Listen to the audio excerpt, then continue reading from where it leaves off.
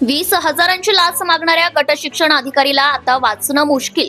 गट शिक्षण अधिकारी अनिल चव्हाण यांच्या लाचखोरीचा व्हिडिओ समाज माध्यमांवर धुमाकूळ घालत असतानाच शिक्षण मंत्री दादा भुसे यांनी थेट इशारा दिला आहे। कारवाई लवकरच, भ्रष्टाचार खपवून घेतला जाणार नाही। या धडक बातमीमुळे प्रशासन हादरलंय। आता चव्हाण यांच्यावर कोणती कारवाई होते याकडे सर्व राज्याचं लक्ष लागलंय। जनता टाइम्स जटा टीव्ही चॅनलसाठी बाबूदान मेश्राम, विदर्भ ब्युरो चीफ।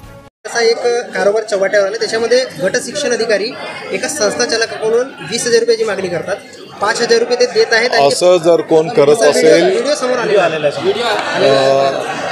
कारवाई होणार का? तो व्हिडिओ जर आपण दिला, निश्चितपणे त्याची चौकशी करू। चौकशीमध्ये जे काही निष्पन्न होईल त्याप्रमाणे कारवाई केली जाईल। Subscribe now and press the bell icon. Never miss an update.